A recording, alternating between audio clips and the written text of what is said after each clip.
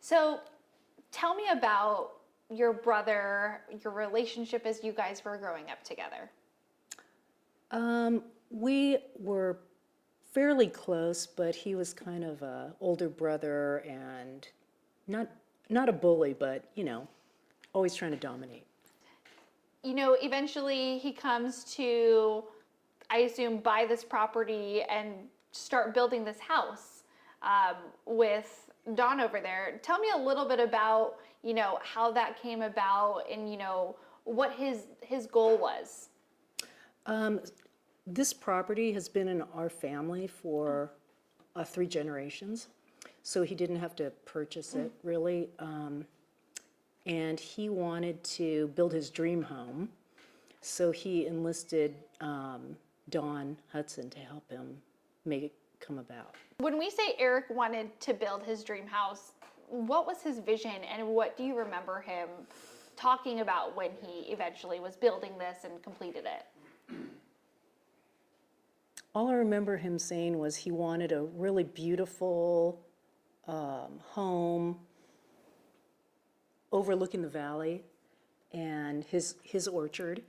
I know his cherry trees were also really important to him too, right? Cherries, apples, pears. Yeah, because, he wanted to be able to come and pick all the fruit before the end of the season. Is that right? Oh yeah.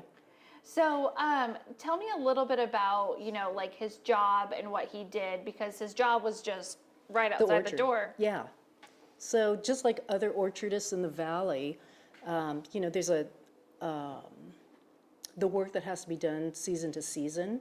So it's pretty much, from the early spring, even in the winter, they'd be pruning, then they'd thin, they're constantly mowing the grass, and then harvesting, getting it to the market, getting it to the packing houses.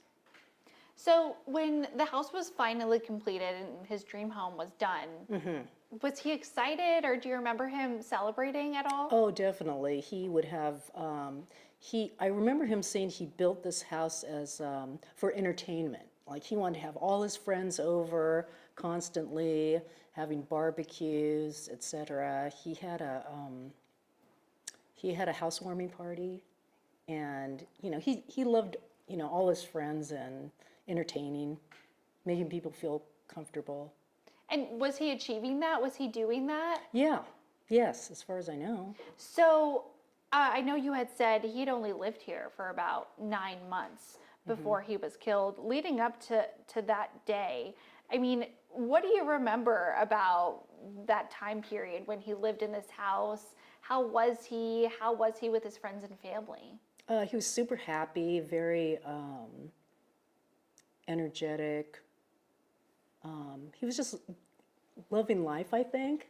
He loved to golf, having friends over. Because he was 41? 41. 41. So was he seeing anybody at the time? As far as I know, he was dating, but, he wasn't telling me all the details. But I know that he was trying to find a girlfriend, long-term relationship. Let's go to that day where we found out that something was wrong.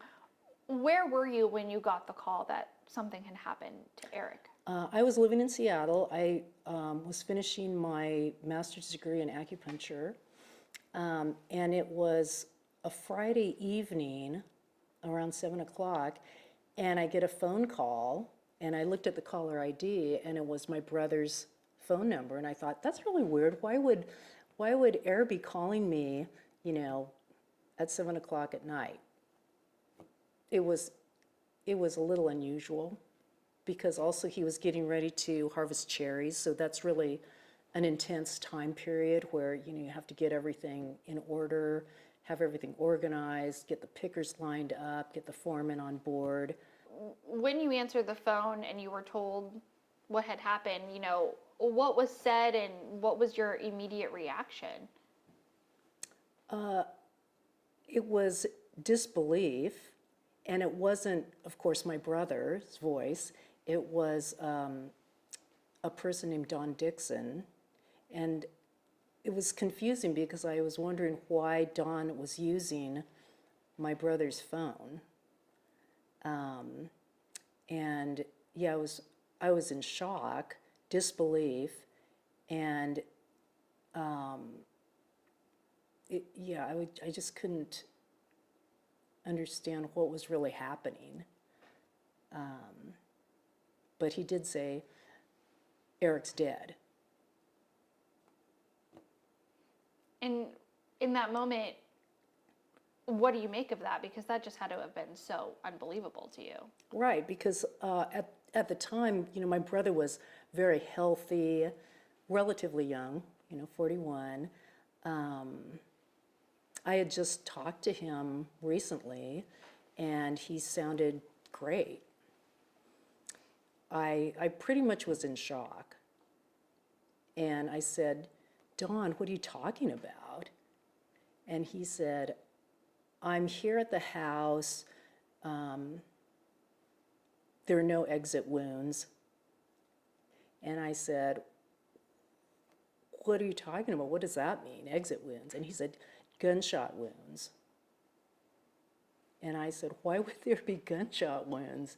And he said, anyway, I needed to tell you that, and I can't remember the specifics of the rest of the conversation, but, I hung up and I was pretty freaked out.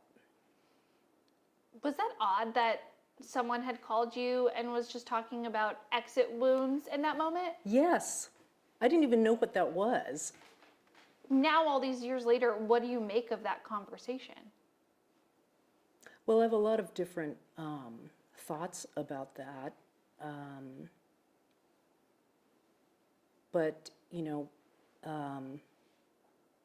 Don Dixon is kind of a peculiar character. And it just, I really don't know what to think about that. Did it strike you as odd that he was in the house? Yes. And using my brother's phone. That was the weirdest thing. Were Don and your brother close like that? They were, he wasn't a close friend in that, like his other friends, like his childhood friends and friends he golfed with. And he was more of a friend that he got his computer fixed with, or Don Dixon helped him set up his computer system. If he needed something done, it was more of a relationship like that, as far as I knew. And they were just friends. It wasn't like he was family, right? Right. When you find out that Eric was murdered, what happened next? Did you come down here? I assume that this house had instantly become a crime scene. No. So no one knew that he had been murdered.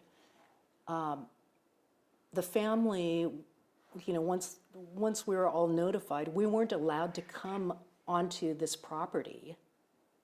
And I thought, that's weird. We didn't find out he was actually murdered until Monday, like 3 days later, when the medical examiner from Portland said this was an intentional death. He was shot in the head, and they found bullets. In fact, the Sheriff Wampler, told us at the time, oh, it was a natural death. And I thought, that's weird because Eric is so healthy. He was so vigorous. It didn't make sense.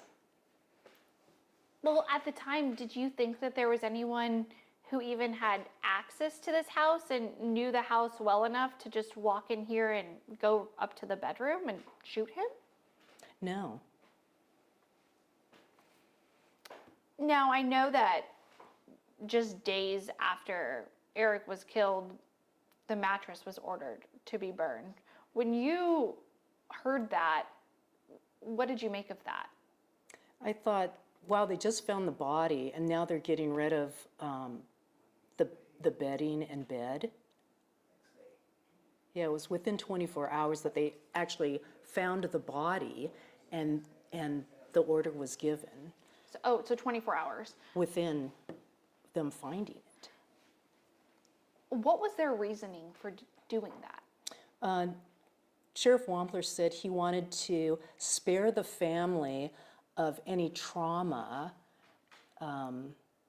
having to clean up the mess. Did that strike you as odd? Yes. It's like, that's even more traumatic. And then, after the bed was burned, it wasn't, it was Monday when we found out it was a homicide. So it was very odd. Did you ever think we'd be here decades later still trying to figure out who killed Eric? At the time, we're just a normal family. And now, a couple, 20-something years later, I feel like I know a lot since I've done more research and talked to people. And I just wonder why it's taken so long, when if they moved on it sooner, it probably would have come to light what really happened, who did this and why. Do you think there's someone out there today that knows what happened to Eric? Oh, definitely. I'm positive. What makes you say that? Because I feel like the case wasn't thoroughly investigated, and they were going down some pathways that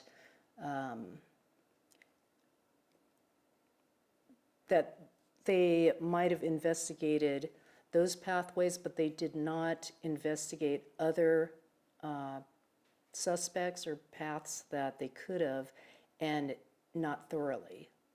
Does it give you hope that the district attorney is currently reviewing Eric's case? That's a little complicated because he is a third district attorney that I've been talking to over the past 20 years. And thankfully, he felt like there could be some moves forward. So I'm hopeful.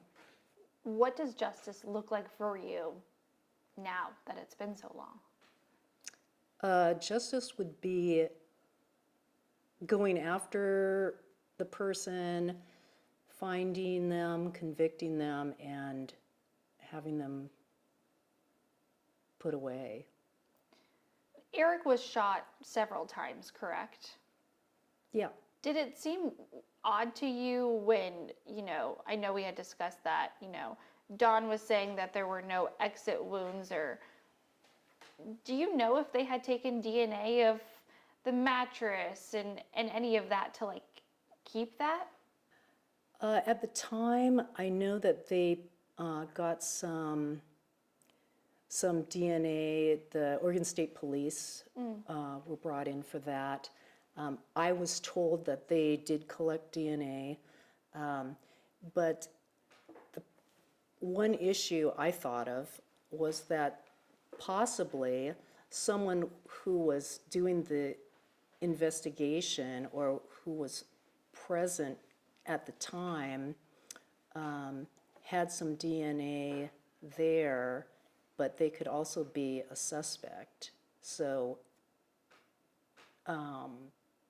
they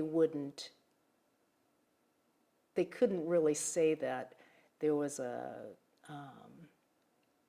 DNA that matched a criminal profile that they had in their DNA banks. What makes you say that?